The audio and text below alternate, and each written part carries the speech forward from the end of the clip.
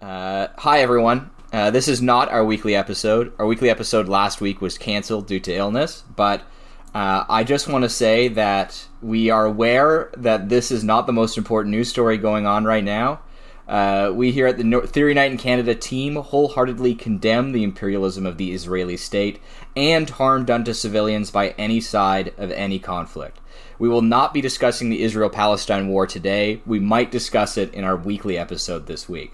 This week is a very special episode. We have a scoop that we are dropping before any major news source will drop it. Shrey, what have your sources, nameless sources, been telling you? So,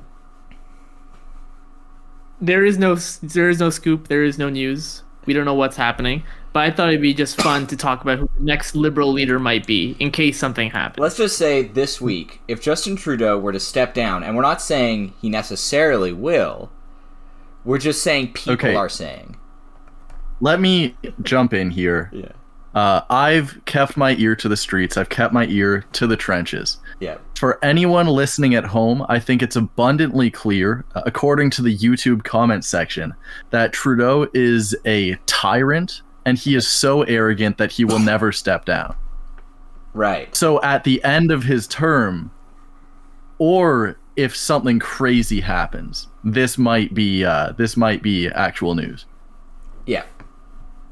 Yes, well, I've actually read other YouTube comments, and a lot of those YouTube comments are demanding he should step down. Shit, and I you're think right. he's starting to read YouTube comments. True. Maybe he's got his mind in the same streets that I do. He's got his earpiece in. He's at demonstrations from all sides, listening in, getting some hints. Exactly.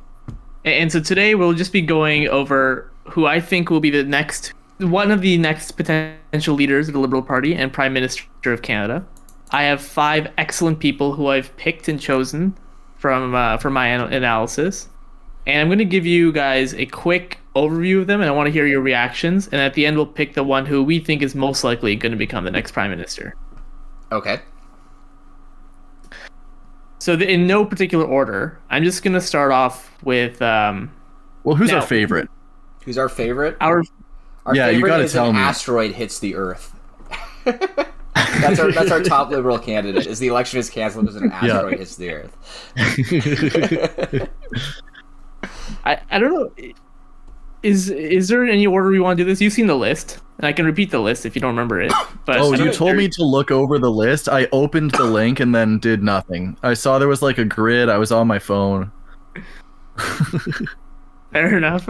Now you're talking about the list of next prime ministers, not the list of betting odds spreads for Justin Trudeau's next date. No, which we should probably start discussing first, actually. Yeah. Okay, well, why don't I've been doing my betting odds for political assassinations recently. You know, we've got some over-unders. I can't say what they are because that would motivate people, but, you know, I've got money on it. Well, all I'll say, Spencer, is that according to sportsbookreview.com, a $100 bet on Elizabeth May dating Trudeau would return a profit of $2,500. Shit. That ain't bad. Damn. I feel like betting on Trudeau's next relationship is like the easiest way to lose money. Okay. Sherry, why don't we start with Francois Philippe Champagne? Because he's just at the top of your list. Okay. So Francois Philippe Champagne is a minister of innovation, science, economic development, or ISED. Anyone who's used to patenting law or any kind of industries knows him. He's from Shawinigan, Quebec, so he's a rural boy, as rural as you can get. That was his handshake. Yeah. He has not officially chokeslammed anyone yet. Well, Officially. Not in public, at least, but in the Not in bedroom. public. yeah. Him and Trudeau, He might win the dating odds. yeah. He's a lawyer from McGill, and then he went to law school in Case Western in the U.S. Now, fun fact is that Case Western is one of the best law schools in the U.S. period. And when he applied, he had average grades and got in somehow. And when he asked the dean why did he get accepted years later, they said they're trying to make Case Western international, and he's the only Canadian to have applied. That's awesome. So we God got it. damn. How are people this lucky, man? Bring some. God damn. He, He's the he- ISED minister. You know what? I kind of like him for that. That's kind of a sweet position to have. Oh yeah, he was VP for one of the world's largest engineering firms, and in 2009, the World Economic Forum deemed him as a young global leader. Okay, we're kind of going on a downslope now. His big wins was that so he considers himself Canada's top salesman. That's like the official title he gave himself. Lord help me. This is like the average liberal. This guy's like a distilled average of Liberal Party like senior policymakers. Well, the idea of industry to the Liberal Party and to him is less that we have to spurn on local talent because that takes up way too much time, and we should get international development or international investments into the country. Okay. And so he spends most of his time in foreign trade shows trying to convince companies to move to Canada. To move to Canada or to like build plants here? Well, ideally both, but at least to build a plant in Canada. Okay. And so he's been pretty successful at that. Moderna's first plant outside the US is in Canada. Stellantis and Volkswagen are both massive European countries, and instead of putting their big plants in the US, they decided to put it in Canada because of him. Yep. And his strong pitch is that Canada's an extremely stable country, and so that's why you should invest in putting your factories and plants in Canada. He likes to claim that mining critical minerals in Africa is cheap and all, but you don't really have a good stable place to put them in Africa, and with the factories. So just build them in Canada and get the minerals from Canada itself. He must have been punching the wall during the trucker protests then. Yeah. This guy's looking at housing costs, and there's just a single bead of sweat dripping down from his forehead. His big scandals was that in 2020 it was found out that he had 2 mortgages worth over 1.2 million, and it was owed to the Bank of China. Okay. All right. And I'm back on board. And the conservatives said he was compromised because of that. He's literally just like a full-blown globalist, and then people are getting angry that he's doing something global. I think that's Oh, he's super global. He knows 3 languages. He worked in Switzerland and Italy and the UK for most of his professional life. Yeah. He is like the global businessman kind of guy. His other big scandal, and this one might be more interesting, is that he did not stop the Rogers-Shaw deal. Is that ICE's responsibility, antitrust stuff? That was his responsibility, and he decided, and his ministry decided it's okay. Well, I figure most people who are into like the ultra global stuff are also kind of by extension just into, the market will do its thing, just don't interfere, let them do what they want to do. I'm not 100% sure everything about it, but it seems not too unreasonable given the other stuff. Also, how are people feeling about the Rogers-Shaw merger? I know that I keep getting Rogers people walking up to my door, but how are people feeling about that now? I feel like it's fallen out of the headlines, so no one cares anymore. That's what Awesome. people But what I heard was, so he dodged that. well, polling at the time was very anti the Rogers-Shaw deal going through, but Yeah. I don't think people care now. It's so far out of it. Yeah, there's just so much more in the news, and it's also So he's kind of lucky with scandals, really. yeah. Well, his other one, which we don't know how it's going to go, is the fact that to get Volkswagen and Stellantis to Canada, they had to spend over $30 billion Doing what?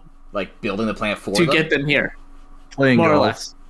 Not taxing them and then helping them build the factories. Okay. This is a classic. Okay, so you think that's a scandal of the future, not a scandal of the past?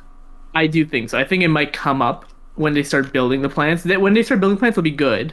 But then afterwards, they're like, wow, is there not enough jobs or whatever? And then that's when, or if anything goes shaky, that's when it becomes a problem. So there was, for example, a couple of months ago, the Canadian government announced they're going to bring Volkswagen, and they gave them an extra couple of billion over Stellantis. In anger, Stellantis stopped building their plant, saying, give us the billions first. Oh. And the Canadian government did. Best salesman right there. Yeah, if you pay people to take things from you, technically you've sold them. I also want to look at his the new. He's also in charge of grocery prices right now, or Jesus not? Well, Christ, not in this charge guy's got, directly, but Hey, this guy's taking L after L here. Hey, I He's in keep on charge thinking of that grocery prices. I keep But I'm thinking in that charge the, of the the- next thing you tell me is going to be the last scandal, and I'm like, oh, okay, this is not too bad, and it's been ramping No, up. It started off so good, China, and it's just gone downhill ever since. Some of these candidates have way more scandals than this guy, but he's in charge of grocery prices. What does he's that not in mean? charge of it, right? Like that's a free market, but Hey, his see, ministry grocery is in charge prices? of the industry, and so groceries are technically his purview. So if you look, he's really recently, and I think this was last week or the week before, has put out 5 actions taken by the government to fight grocery or to stabilize food prices, not bring it down, to stabilize them. They've done these. Modernize already? the Competition Act, but this guy was in charge of the Rogers-Shaw merger. Yeah. That's I thought that was going to be good. I don't trust it anymore. Is this saying that this has already happened or this will happen? This is happening right now as we speak. The grocery companies are supposed to release by tomorrow, basically how they're going to do all this, following these rules. So actually, if you see right now, Costco and Walmart have both confirmed they're going to reduce prices significantly over the next couple of days because, according to Minister Champagne, because of him. Okay, so for people that are watching this, because I'm giving up on putting images in the episodes, this is an image saying 5 actions taken by our government that will help stabilize food prices, and there's 5 points. 1 is secure commitments for the largest grocery chains, Just which is LMAO, just lolling right here. 2, bolster the Office of Consumer Affairs by creating a grocery task force, Right. which is pretty cool. 3, push for the establishment of grocery code of conduct. What is it? 4, launch food data collection to monitor food prices. And 5, modernize the Competition Act. 4, I think, is good. Food data collection to monitor food prices. Yep. We've been trying to look into the basket of goods and stuff like that to try to figure out how grocery prices are changing and all of that. And we just have had a lot of trouble finding this, at least initially. We're going to revisit the project, though, so maybe we'll find something actually good. But I think this would be useful. The other idea around number 4 of launching food data collection is that so people can easily go online and see what food prices are like in their area, and then pick the grocery store which makes the most sense.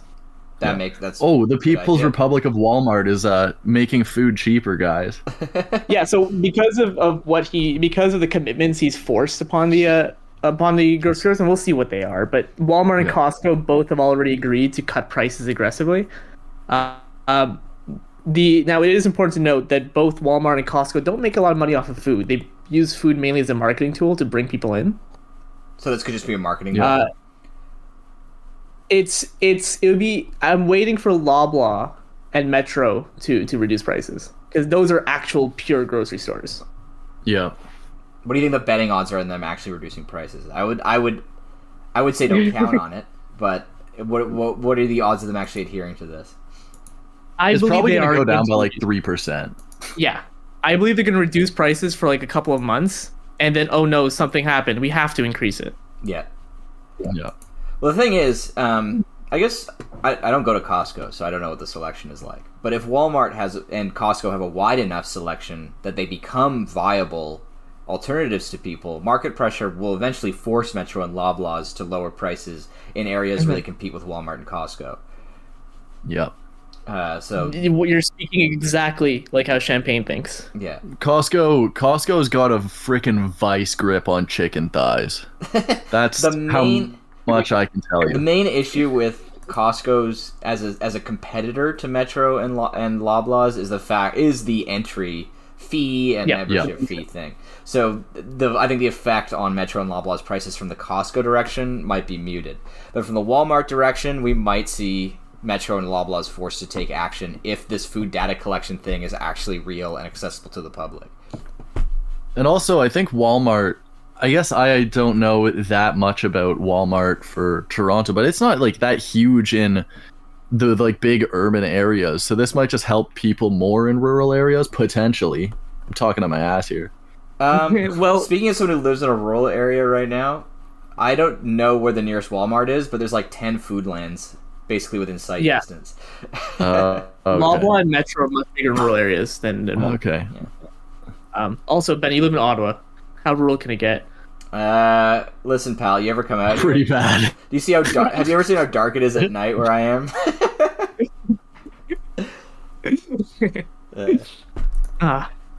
Now, he has when asked what he thinks of himself on the political spectrum. Now, Francois Philippe Champagne has said that he is what he considers a socially-liberal and a more of a centrist in everything. The Liberal Party has always been the party of the center, he said, sharing his political vision. In the world where you see more and more polarization, even coming a bit from the United States, I think Canadians are squarely in the center.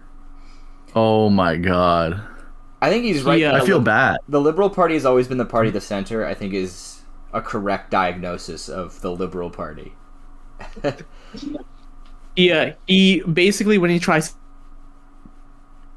to sell, and so when I try to figure out what type of government he would lead, I went off of his sales pitches that he tries to bring on to his vision of what Canada is, and to most companies basically says, hey, do you want to do what you're doing but make it greener? Come to Canada. Like he famously went to tire companies and said, do you want to make the greenest tire? Come to Canada. Then he went to battery companies and said, do you want to make the greenest batteries? Come to Canada. Wait, why would anyone be like, yes, so I want to make the greenest battery? What does that even mean? Also, Canada's not green. Aren't we infamously bad at that? Well, we as a country, Canada's environmentally more sound than a lot of the other countries in the world, to be frank. Like we're not talking about the Europe, right? We're talking about like Africa and so forth. Well, when it comes to industrial production, our environmental record is pretty good. When it comes to personal consumption, our environmental record is really bad. So it makes sense from the perspective of, do you want to reduce emissions for industrial output? But also, like, the reason why we have that stuff is because we have all these regulations and stuff making it more expensive to manufacture here. So why would anyone say yes to this proposal?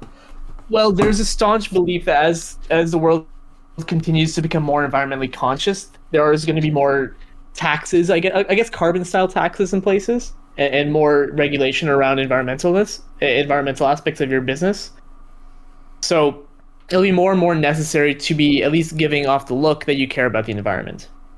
Yeah, rich people also really like looking good. And, you know, we like to complain that the market pressures don't necessarily work and all of that.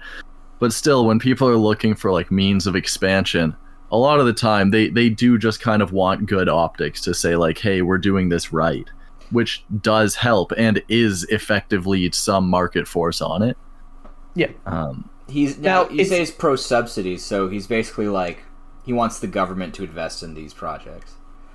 Basically, so one of my favorite Ford talking points is, and this is not, of course, champagne, but this is going to be related. You'll see soon. Where Premier Ford likes to talk about how they've removed enough CO2 for all the cars in Ontario in 1 year over their mandate. And how they did that is they took all these like heavy manufacturing and heavy industrial companies, like steel companies, aluminum companies, and whatnot, and paid them to upgrade all of their different equipment to become greener. And so now there's a huge thing where, like, for example, in Sudbury, there's a big thing called green aluminum and green steel and so forth, where we've environmentally made the manufacturing of steel and aluminum a lot greener than what they used to be, that it can be considered a huge win environmentally speaking for reducing carbon emissions. Okay. Well, that's pretty good. I don't trust anything called green X, green Y, green Z. But you know, I'll take a dub where a dub lies. Now, one thing I find is this guy's name is what, Champagne, right? Yeah. Yep.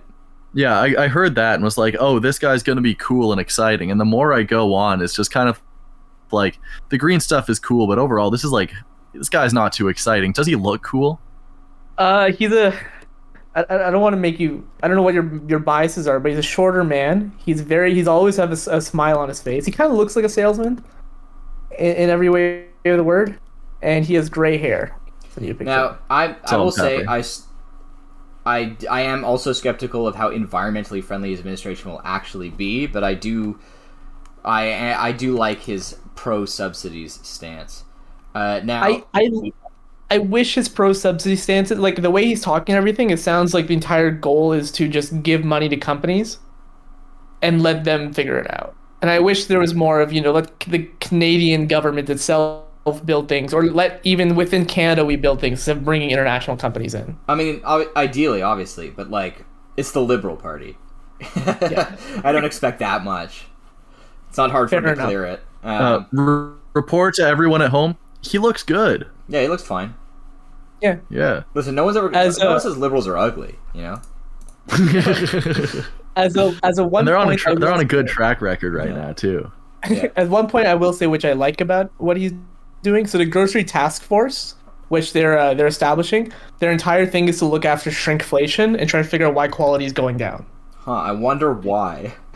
Yeah, Here's the thing. These guys seem to understand, like, how capitalism works, like, pretty well. Like, they make decisions that are often seem very well informed about how the market and capitalism works, but then they're completely mystified by, like, just the most basic shit sometimes. Like, I wonder why shrinkflation exists. All right. Yeah, it's like he's doing the whole thing of like, oh, subsidies because people aren't just going to use their profits to make everything green because they want their profits. And he was just like, oh, okay, we're actually going to have to force people to do things. He has like his whole global market stuff, which actually I was going to say, okay, he's a typical market guy, but you know, if he's doing subsidies, he has something else beyond that. But yeah, it's just like that. It's really easy to figure out why shrinkflation is happening. Creating a task force to figure that out in specific, like if it does a bunch of things, sure, but you don't really need to look into that. Yeah. So one of the biggest problems I have with not the liberals, just governments in general at this point, is because everyone is so scared to act. For good reason, because the court of public opinion is so evil. There's just studies upon studies upon studies. Like if you see point 5, Modernized Competition Act, I looked into that. Half of it was like, we're going to consult with Canadians first before we do anything. Well, it was like what? All the banks were in charge. 2008 happened, and they said, oh, okay, well, the banks are out, so McKinsey's in charge now. All we do is consulting firms. Everyone's just constantly consulting. All consultants do is say, like, oh, you want to, like, minimize costs and figure out how to optimize your labor force by cutting out all the slack and all of that.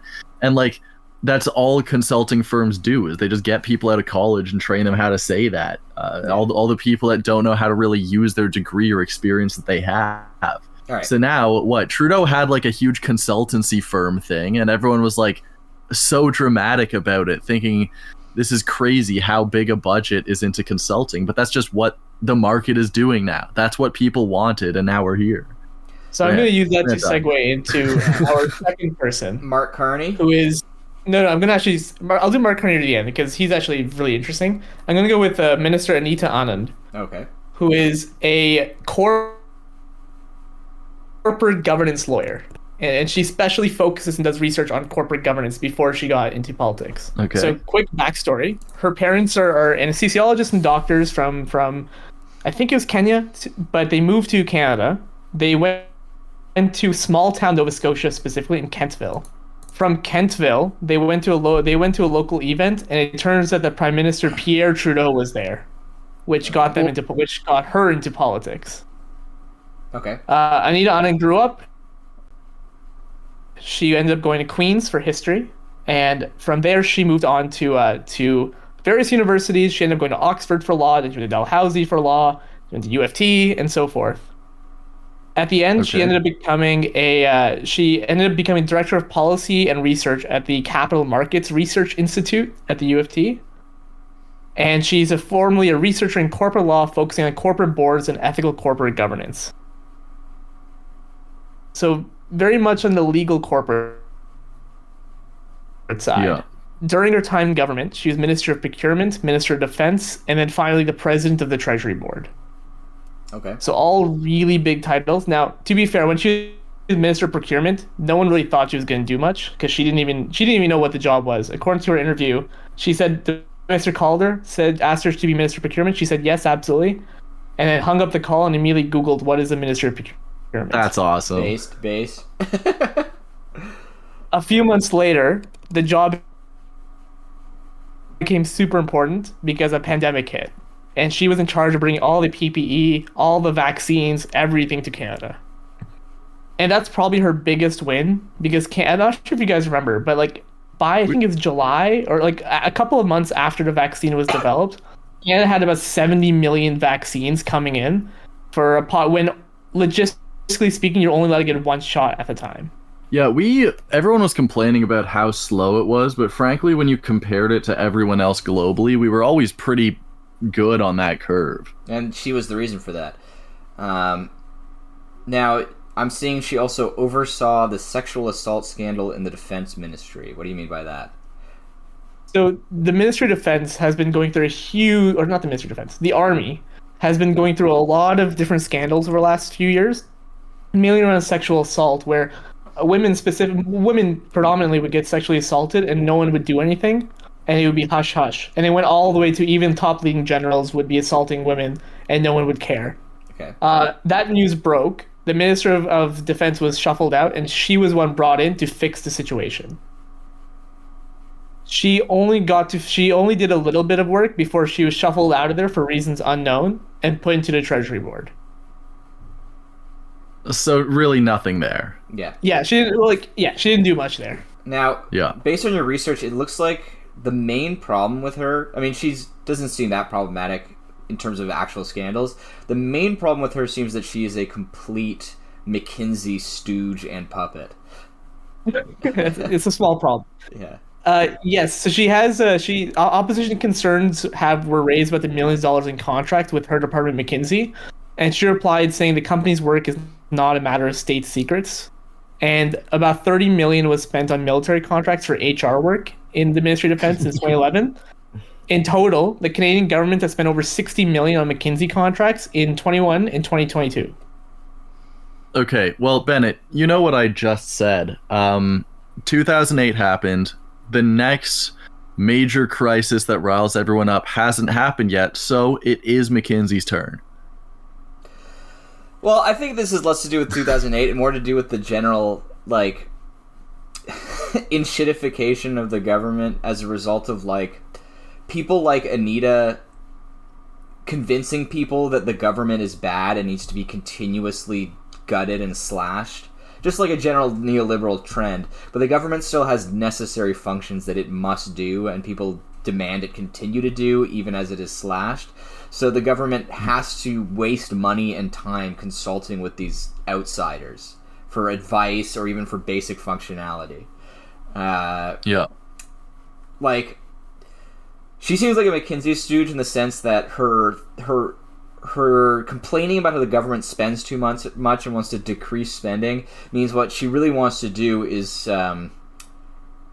outsource a lot of stuff the government should be doing, I imagine. And her $30 million or whatever it was to McKinsey probably, I don't know. That's a huge red flag even if she doesn't have any other scandals.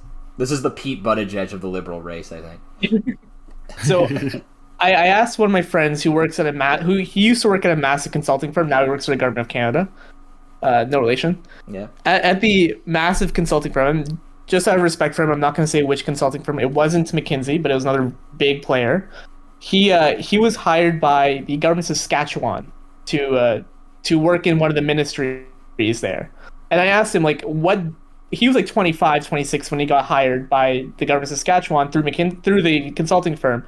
And I asked him, like, what did he bring to the table that the actual employees of the government couldn't do?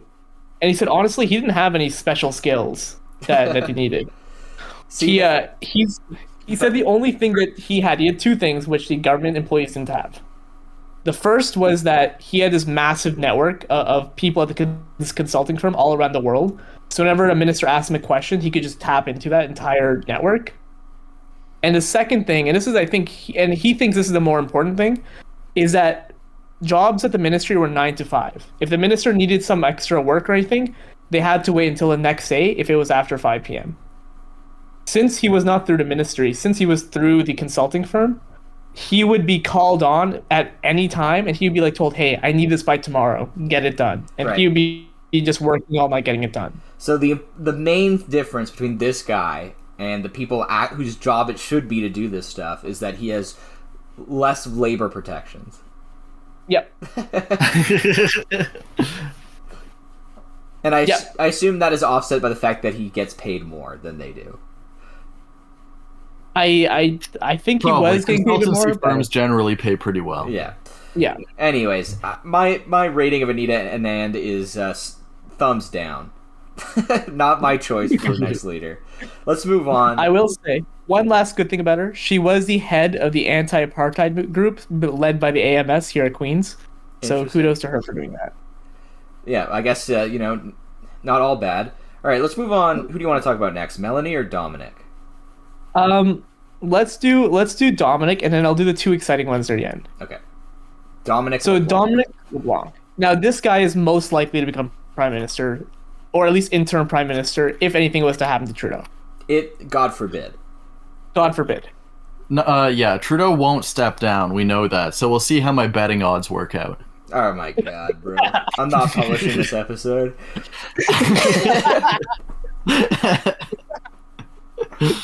Thesis to you who are watching, that was a joke. Spencer does not mean that. Yeah, I do not gamble. Never even been to a casino. I've played poker with some friends before, and I think that's my peak. And he doesn't do poker on assassination bets. Listen, I have never lost money at a casino, and I have been to casinos multiple times.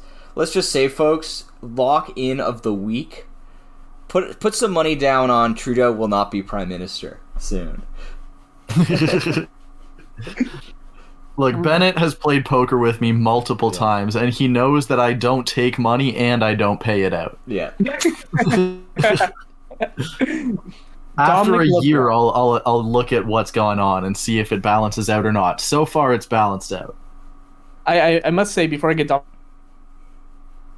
Leblanc, every single person who I went through here, maybe just a liberal thing, but every one of these guys were like educated at a very high institution outside of Canada for at least some part of their life. It is pretty impressive. The Ignatieff pill.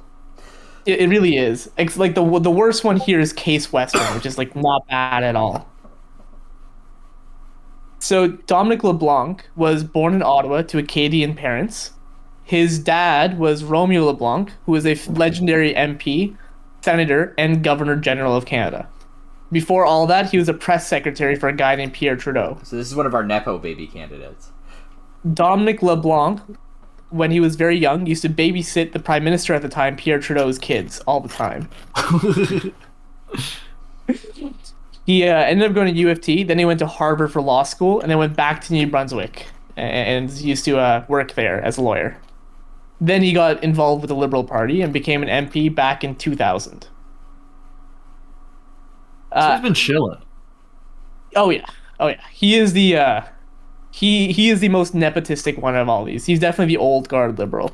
He's a true grit, as they say.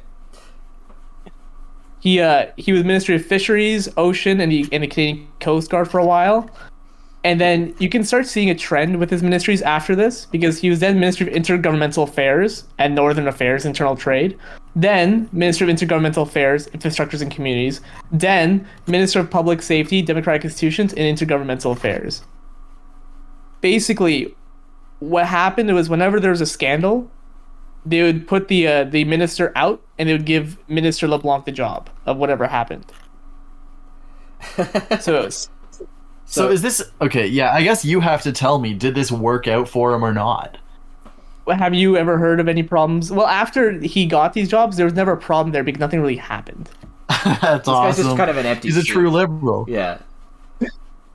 He was he's like the really, really, really good communicator. Most of his job, the intergovernmental affairs, is just talking to the premiers of Canada, making sure that they feel relaxed and they don't hate the Canadian government. Which, okay. That's so good. He has been failing at that. Well, the carbon tax stuff has gone down a lot over the years. During the COVID things, he was in charge of intergovernmental affairs, and people were pretty relaxed about it at the time. They were very cooperative with the Canadian government. You know, they didn't have to be with all the vaccine, anti-vax stuff going on. His main scandals was that in 2018, he awarded a lucrative Arctic surf clam license to a company linked to his wife's cousin. And then that's kind of a stretch, honestly.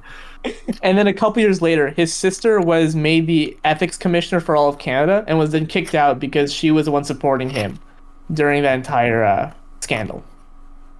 Yeah, wife's cousin. I'm gonna say almost certainly something going on there, but I don't care about it. Honestly, It's just far enough for me. Wife's cousin is the kind of relation where you're like, where you probably had a meeting with this company, and he's like, I swear I recognize the guy who's supposed to be negotiating this. I can't remember from where. And then only after it completed, he was like, fuck, there was a conflict of interest. It was my wife's cousin. That's such That's a really big thing in Canadian politics, where it turns out, like, it's a small country, right? We live in. Yeah. And so, like, there's a lot of random conflicts of interest for people who don't realize they're just related to somebody else. Yeah, I honestly don't think he did that intentionally. That's my take. I also feel like our country's just waspy enough. Like, I don't know. A lot of countries, the whole extended family just knows everyone. Like, I know a lot of Canadians where it's just like, oh, pull up to the family function. There's like 6 of us. Or you go to a family reunion and you don't know who any of them are. Yeah. No, he is the. I mean, he's a Canadian, so he's not technically a WASP, Spencer, but he is like his dad was a press secretary for Trudeau, then MP, then senator, then governor general.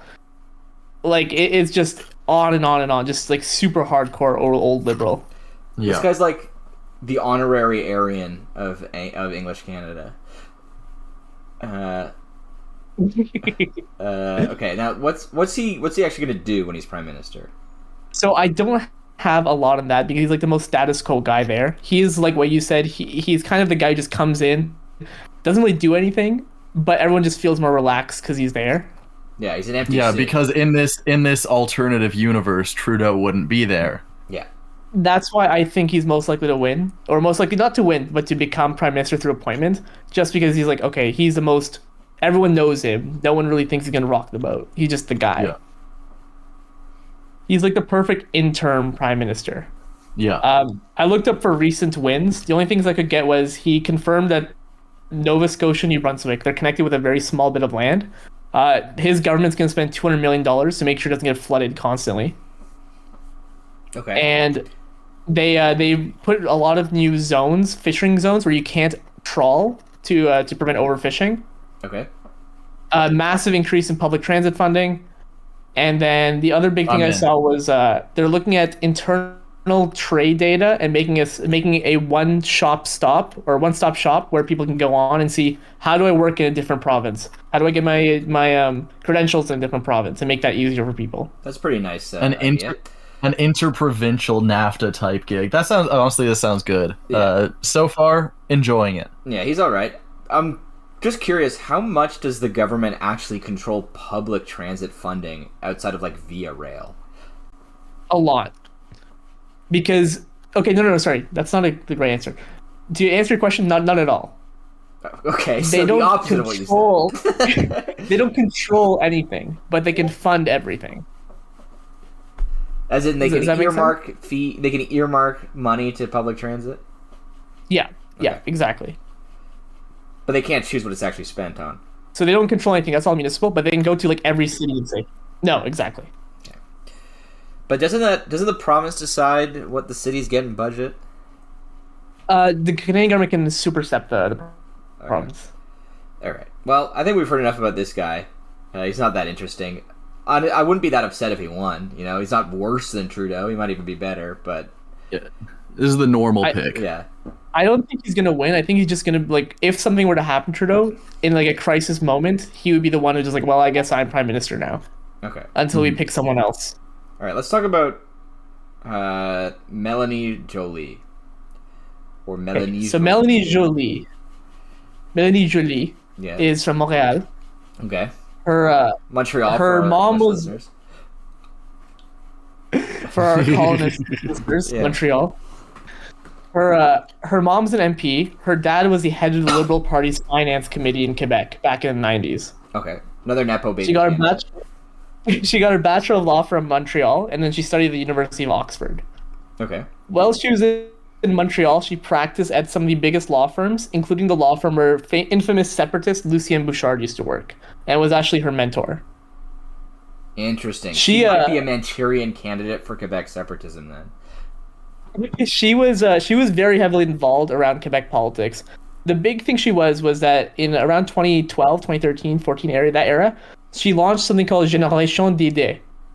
Génération d'Idées, which is a magazine, think tank, and advocacy group for people who are like in their 30s and 20s to push out the boomers from Quebec politics.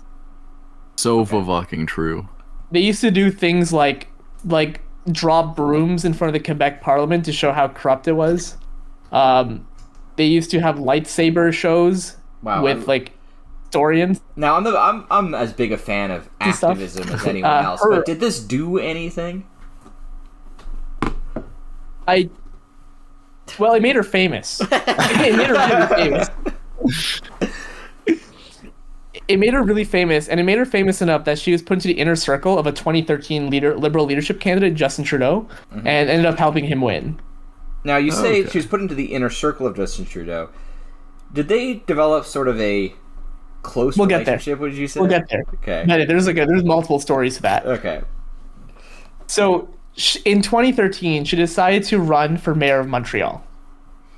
And as part of that, she did regular meet and greet session with writers, historians, artists to figure out if she should run. She's like the most millennial kind of candidate you can get. Like, they're really much like the urban hipster kind of thing. Okay. Yeah. She was 25 years younger than her other opponents. And in a huge shock to everyone, she ended up coming in second place and was only 5 points away from winning the entire mayoralty. Mm-hmm. During the campaign, though, there was some really weird stuff happened. As one person said, from the beginning, she's young, cute, and on top of that, she's blonde.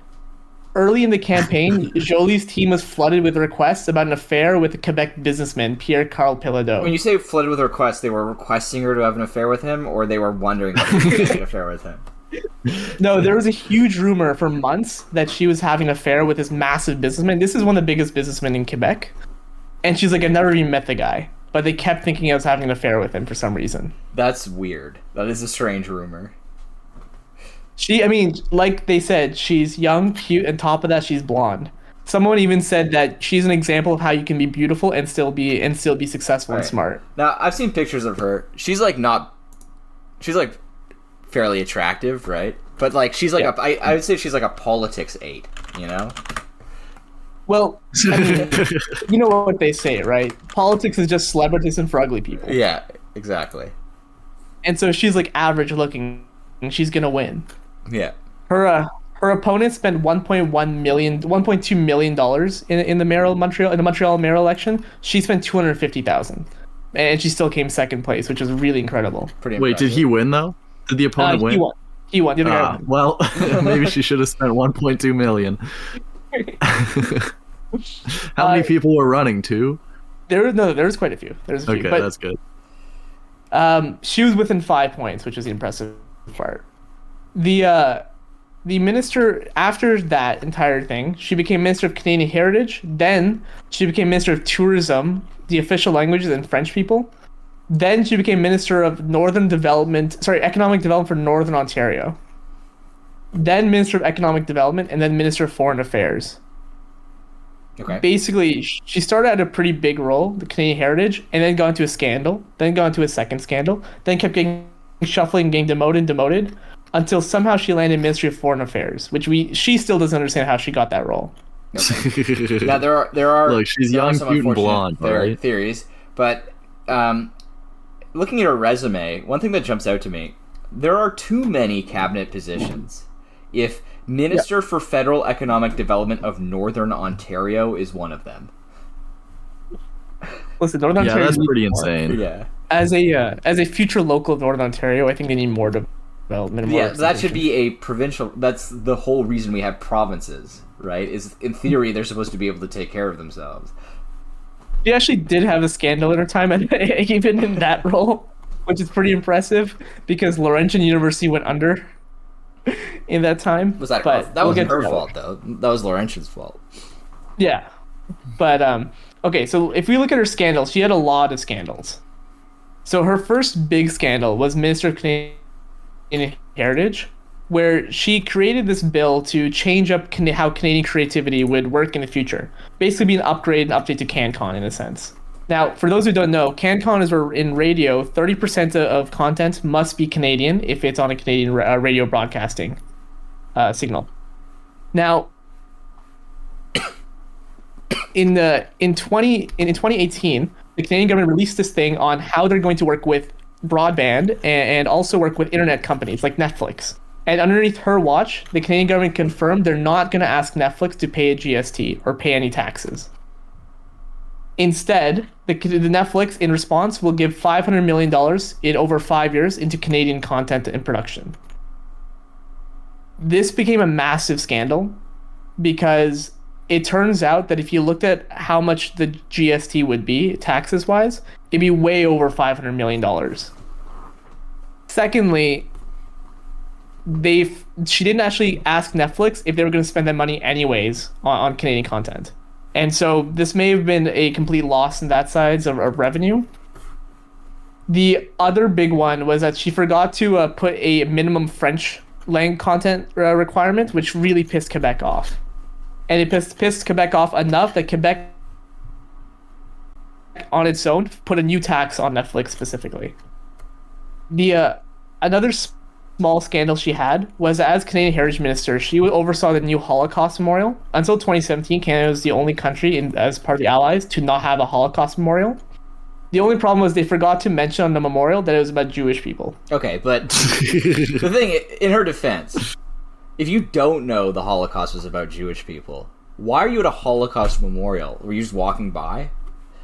Yeah. I think that's like the most famous part of it. If you've heard of the Holocaust, you know it's about Jewish people. This one seems like a non-issue to me. Yeah, it seems a little picky, I gotta say. The Netflix one was big enough that she was kicked out of cabinet, or she was demoted significantly from that because Quebec was really pissed off at her. She ended up becoming Minister of Foreign Affairs, where she is still the Minister of Foreign Affairs, and over there she's done an okay job. Basically anything you think Canada would do, she did. Her big scandals were that in Ukraine, right? Canada's embassy there has about 50 Ukrainian employees who are Ukrainian citizens. The Canadian government knew about the impending invasion on Ukraine and decided not to tell their Ukrainian people at that embassy, even though the Ukrainians were on a list of targets that the Russians have.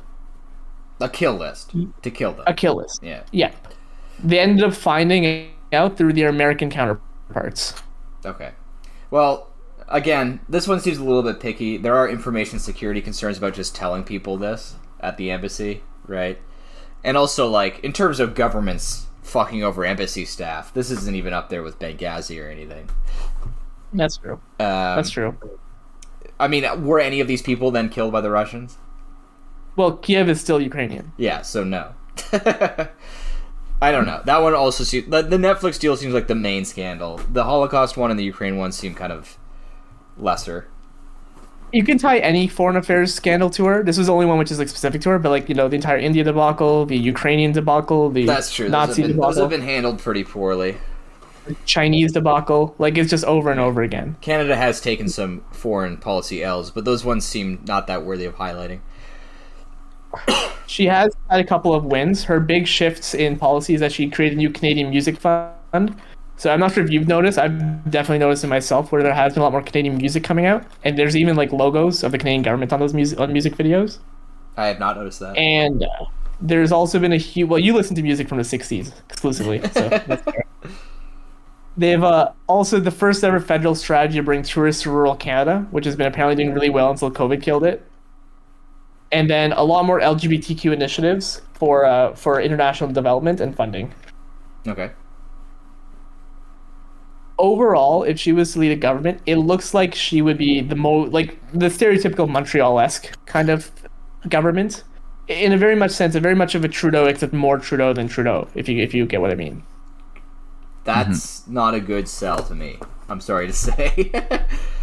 More Trudeau than Trudeau. I don't know about that. I did also want to take a second to recognize all the scandals and all the rumors around her and Trudeau having an affair. Before we get into that, you do say here Foreign Affairs Minister Melanie Joly says Canada has been considering a game plan for how it would respond if the United States takes a far-right authoritarian shift after next year's presidential election. And I forgot about that. Yes. Yeah, that's an interesting policy plank. So she has announced much more into funding into cybersecurity for Canada, and then as well as getting ready for a right-wing shift in the U.S., whatever it may be, and they're working on different scenarios on how Canada would respond to that. Well, I think I've said it in the past that look out for 2032, folks. It'll be an interesting year. I think what we need is another China scandal in that case. What do you mean? Well, yeah. What are you talking about? Yeah, we just need to get caught getting closer to China. We need a new China scandal. If the U.S. goes far right, we just got to take the switch. Canada, most likely, if the U.S. goes far right, is probably going to go the way of trying to get closer and closer to Europe. Yeah. Well, I will say this: when it comes to potential allies in the India situation, China would have had our back. For all their faults, they do not like India. I don't. Yeah, that's true, I guess. Okay. Now, she does have one albatross hanging around her neck, and that is her unsubstantiated rumors of a relationship with Justin Trudeau. Yes. It's gotten to the point where a lot of betting sites say that she's the most likely to date Trudeau next. I've seen websites just say that she is his wife now. Like, there are some incriminating pictures where they seem very close, but again, circumstantial evidence. Like here, this is a website. The headline is Justin Trudeau getting divorced. Wife name Melanie Joly affairs. Yeah, there are quite a few pictures of them, looking good together, eating dinners, looking like they're very much enjoying themselves, dancing together and stuff like that. The dancing picture is crazy because Trudeau's actual wife is like playing second fiddle to them there. Now, when was that? When was that dancing picture taken? 2017, I believe. Okay, because that's a while back. I always had a feeling that their divorce was like holding out for when the prime minister role was done, but then he was there for too long, so they just decided to call it quits. So I don't know if it would go back as far as 2017, where he would already be moving on, but I mean, that might have been the cause of them drifting apart, is if he had an affair, right? It might also maybe. There's a whole discussion to have about women in politics and just the unfortunate rumors that keep coming around. I mean, she keeps getting that again and again. Like so many rumors about her. This is not the first time she's been accused with just no evidence that she's having an affair with someone. I mean, the last time was more egregious because at least she's like has spent a lot of time with Justin Trudeau. Like there's photographs of them in the same room together at least. It's rough out there for women in politics. Right. Moving on from Melanie Joly, our final candidate, Mark Carney. Yes, this is the more wild card one. Not saying he is the wild card, but he is the more wild card one because he's the only one who's not a politician ever. He's not a sitting politician. Not a politician, guys. You've heard this before. But you mean he's literally not a politician? No, he's not a politician in any fashion of the word. He does not work in politics. No. He is one of the few people on this list who I think is genuinely cool and genuinely interesting as a person. So he's from rural Northwest Territories, and his family moved to Edmonton.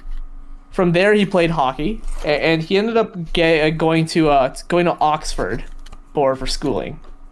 All these guys went to Oxford. Yeah. Well, either Oxford, Harvard, or Case Western, I guess, in Champagne's case. Yeah. Now, Spencer, you're going to love this guy's resume because it's just like, it's intense. So, okay, I opened things up briefly, sorry, and I looked at this guy's name, and I see post-apartheid bond market South Africa, 1998 Russian financial crisis, and a few other things. So did he cause all of these? No. So he was a Goldman Sachs executive director. And as part of his role at Goldman Sachs, he was the one who was helping all these countries figure out what to do. Okay. So post-apartheid, he helped South Africa figure out their bond markets. So this was the Post-Rice ANC Russian government. financial This is crisis. not like the apartheid government. No. This is the guys after apartheid. Yeah, okay. This is the ANC government then. He was in 1998. He was in charge. He was helping the Russians figure out how to deal with their financial crisis. I'm sure In his advice 2000 was sell everything off to Goldman Sachs. Yeah, but basically. Yeah. In 2003, he was deputy governor of the Bank of Canada and deputy finance minister of Canada in 2004. He was the one who was in charge of selling off the last bits the Canadian government had in Petro-Canada. Wait, so he was a Awesome. politician. No, he was a deputy minister. He He's a bureaucrat. advised. Oh, okay. This is deputy minister now. I thought he was still advising all of this. But wait, if he's a Yeah, he is deputy a minister, isn't he objectively a politician? No. He has a job in the No. government. No, so there's political and then there's bureaucratic, right? Bureaucratic's like top advisor. Political is you have to get elected to some extent. Okay, he never ran So- for office then. No. Okay. No. So he was the one who was in charge of selling off Petro-Canada, which was a big success, I guess. To if you're okay with Petro-Canada, I guess. His big claim to fame was that he was made the governor of the Bank of Canada in 2007, a few months before the entire 2007-8 crisis happened. He somehow successfully predicted the crisis was going to happen, and within 1 month started taking actions. The Europeans and the Americans went the opposite way and started raising interest rates. He slashed interest rates, and it's one of the main reasons that Canada was the first G7 country to recover after the crisis in both GDP and jobs. Okay. So he ended up winning, and I can't believe this is a thing, but he ended up winning Central Bank Governor of the Year award. On the foundation board. So wait, who awards this? The UN? I don't know. I don't know. But he was the top governor of a bank in the entire world. But also, like, there are fewer central bank governors than there are, like, professional baseball players or something. Yeah. There's like 100 of them. Yeah. I feel like if I you don't remember- win this award at one point in your career, you're just not a good governor of a central bank. Well, there's 193 of them at least, right? Because it's all the countries. Well, not every country has an active central bank with a governor right now. Oh, yeah, that's fair. Regardless, he's really, really good at his financial jobs. Yeah. And he ended up getting on the foundation board for the WEF. And he really rose to stardom, where in the first time in its about almost 320 year history, the Bank of England made him their governor. The first time in British history that a non-British guy became the governor of their bank. Interesting. How'd he do? So he was weird because he was the one who helped digitize everything and move the Bank of England into the digital world. He openly said that Brexit's a bad idea for our economy, which the Conservatives hated. Okay. Yeah.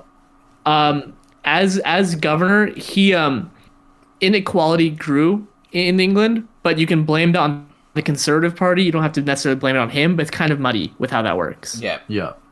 He did blame a lot of conservative things, and he wrote a lot about how we need to stop letting the free market rule everything. Okay.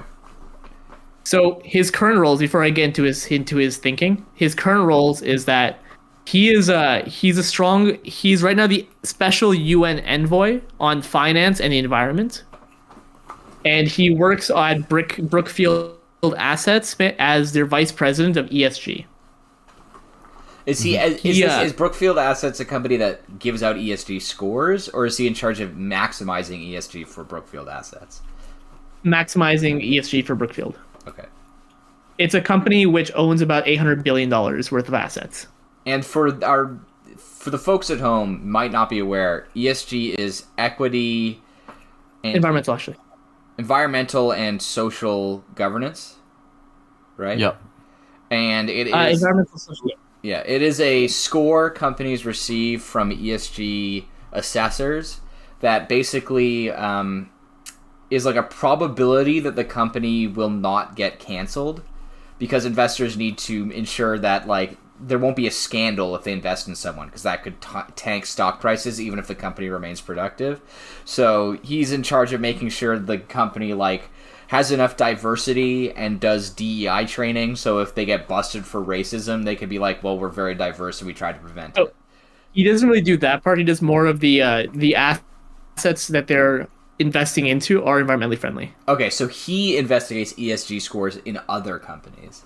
Yes, like he's the one who's making sure Brookfield stays true to its ESG goals for a long time. I thought you meant he was maximizing Brookfield's ESG score. So because it's an investing company, technically it's their score as well on how and what they invest in. Okay. If that makes sense. I guess that makes sense. Yeah, it's a bit of both. They can get canceled for investing in something that gets canceled, I guess. Yeah, exactly. But so he wrote a 600-page book on what he kind of thinks the world should be like. He's a staunch believer that the U.S. dollar should not be a hegemony, and he thinks it's dangerous that the U.S. dollar is so powerful. He strongly believes the U.S. dollar should be replaced with a global currency. What would this global currency be backed by? He actually has writings on this. I couldn't understand it. It's like very, very economics based. All I know is that he wants to replace the U.S. dollar with something else, which is more global. Okay. Interesting idea. He argues that the free market is too volatile when unregulated and is prone to systemic and episodic failures. And there needs to be more regulation to ensure that things are more stable. Interesting. So he's like an actual, like, normal capitalist economist. Yeah. He's a staunch believer that global inequality has been increasing, and that's bad for the world. And the reason is that because we've been focusing too much on the free market, we forgot that humans make markets, and so the human part must be essential in it. Oh, okay. This is like Piketty-esque Hajun Chang. It's like a social democrat kind of thing, or like a Keynesian, I guess. You know, if you're gonna be a capitalist, it's kind of the respectable position at this point to be like that. Yeah. And all of those guys are kind of in there just asking. They're like, hey guys, we teach your economics classes. We've been to the same economics classes as you.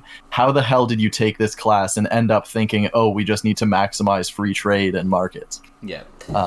Like, were we reading just completely different everything?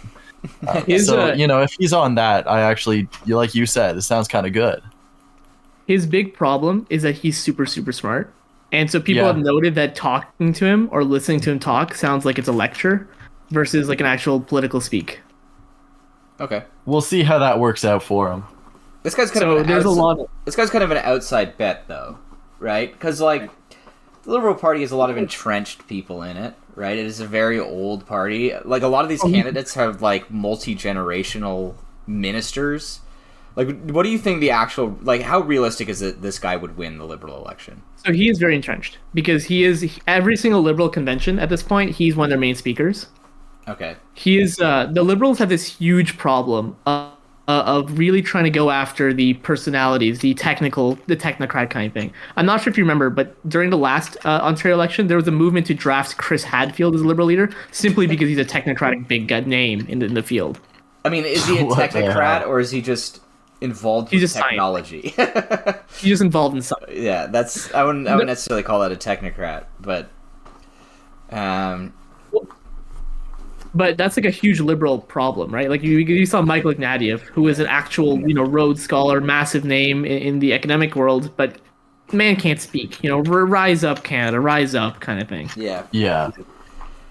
Yeah. So Mark Carney has a good chance. I don't know if he would survive an election, if that makes sense. Yeah. Yeah, I don't know. Even if he's pretty well known in Liberal circles, I'm skeptical if he'll be able to overcome the fact that he isn't, like, he's not like a core insider. Yeah, he's pretty insidery though.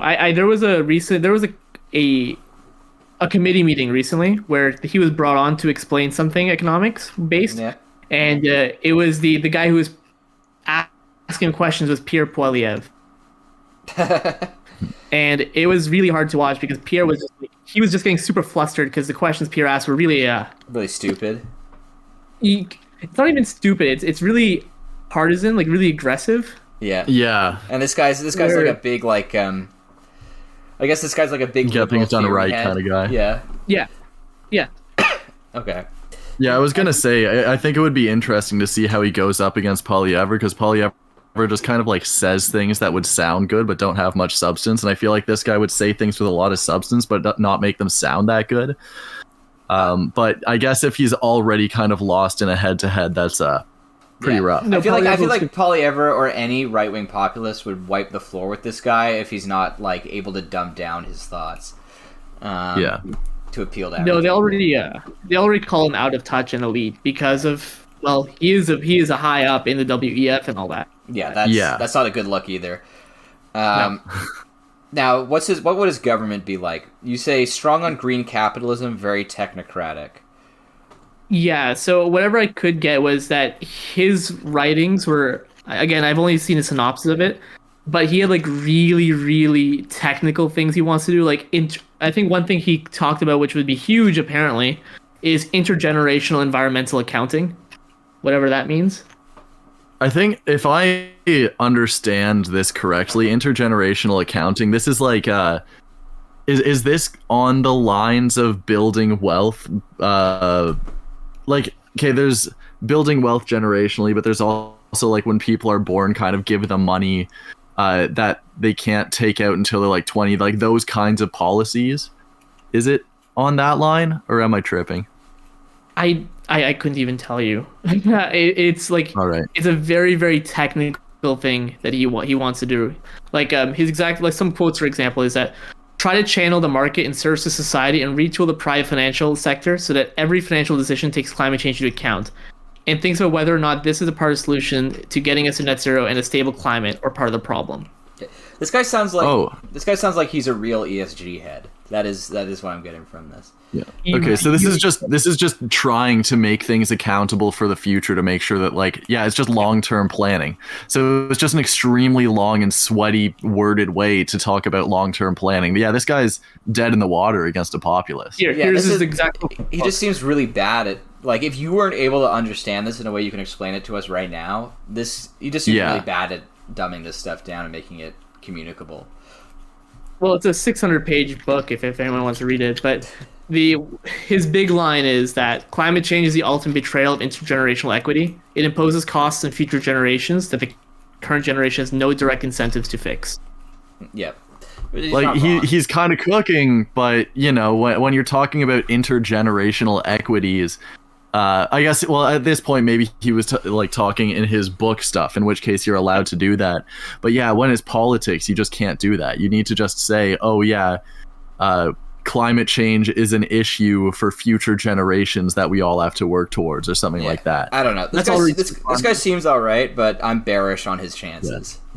Yeah, he's a guy that I would like, because I want someone who has real, like, political economic plans that are digestible, that we can analyze and use for future measure.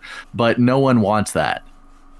It's like there's 20 of us out here that actually care about it, or will read his book and use that towards his plight. I mean, our opinions about him. Even with that, I'm like even skeptical that he can thread the needle of preserving the market and having aggressive enough planning to actually make a meaningful impact on climate change or anything like that generations from now. No, Spencer, when you said your thing, I could already hear the argument back. Like, listen, man, I care about the environment, but I can't care about the environment when I don't have anything to eat. Yeah. Honestly, I feel like I based on the little bit that I know about him from his write-up, maybe I will actually read his book before, I don't know what day, it'll be useful, but maybe I will read his book and see what happens. But I have to read 4 other books first, so it's, it better not happen this week. Yeah, I got more important shit to read than that. No disrespect to Mr. Carney. All right, I think that's our summary of the candidates. Who is everyone's favorite? Who's everyone's least favorite? Okay, I think my favorite is. Wait, what's your favorite? Like, from an ironic stance, or like, wow, I want them to be prime minister. And you interpret that. We're question, serious here. Interpret that question however you like. You can have a meme response. All right. I think my favorite, Dominic Leblanc. I think Joly was a misdirection kind of thing. Dominic Leblanc comes up dating Trudeau, Dominic LeBlanc gets in. They go through a divorce as well. Trudeau threads the needle and comes back. Dude, that's messed up, That's man. like Dominic LeBlanc was that's his like a pro babysitter. wrestling plot line for who can be the Prime Minister. He was his babysitter, man. You can't do that to him. Honestly, All right, Shrey, you were Mark Carney, was it? Or was that just an outside dream? I would love if Mark Carney was prime minister. I mean, you know, I'm very, very much on that technocratic pill. Yeah. But I don't think it's going to happen. Unfortunately, I think he would just get wiped by Pierre.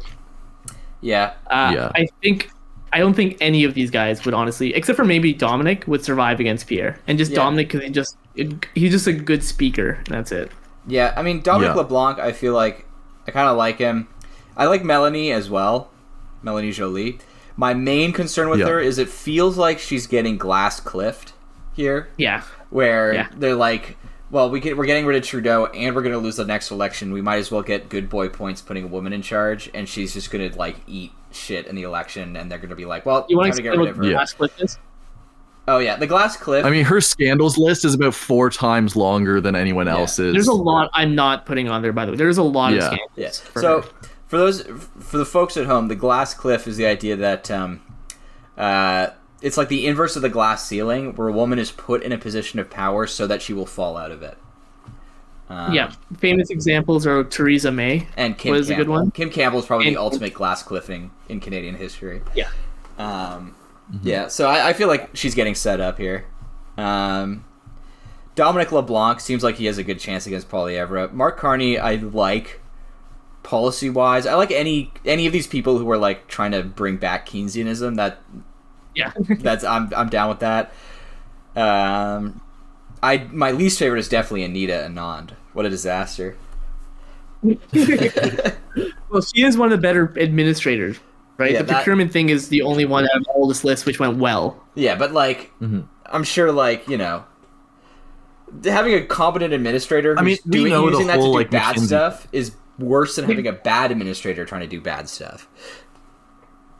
That's the thing. I mean, we pay attention and care about the whole McKinsey thing, but you know, I feel like for most people it seems pretty normal. It's like, oh, okay, at a job in consulting, that's pretty normal at this stage. Yeah. But yeah, I feel like there are some other people who have made more of an impact. I feel like us three, we're kind of going to be Carney heads because we actually read platforms and shit. But you know, that's a whole different issue. Yeah. I think the one I like least is Melanie Joly. She makes a lot of like dumb mistakes or small mistakes, which shouldn't have gone through. Also, being like all these people have at least interesting, you know, like they're at least from interesting places at the very least, if nothing else. Like even Dominic Leblanc's from like New Brunswick. I don't know if we need another Montreal urbanite as prime minister. Yeah. You're worried about the Laurentian elite angle?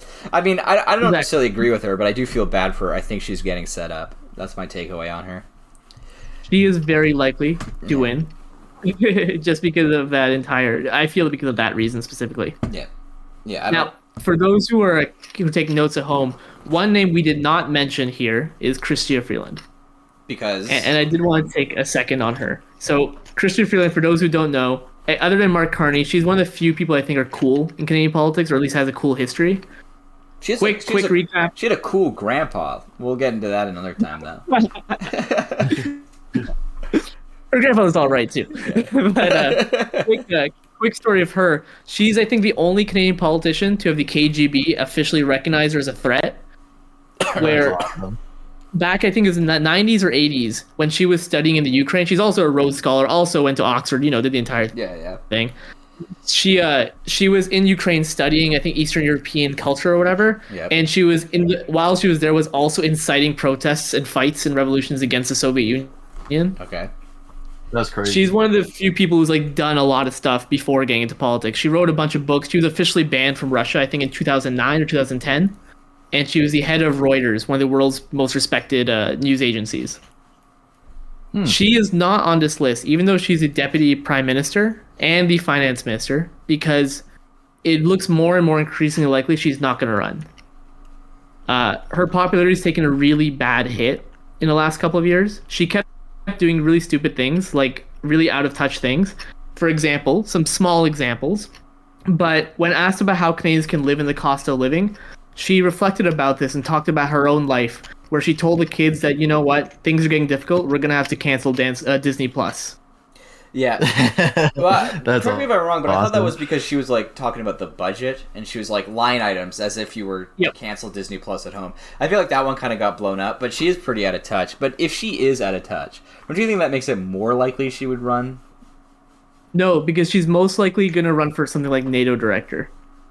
Do you even run for that? I thought the U.S. just anointed you NATO director. Well, yeah, you run for it in the sense you beg the U.S. to pick you. Yeah. Another interesting telling note, and this might be just me being super inside baseball, but her chief of staff recently resigned and is now running for election herself. Usually, if you're going to go for prime minister, you keep your chief of staff, because then they'll be the chief of staff for the entire thing, and they'll get a promotion more or less. Okay.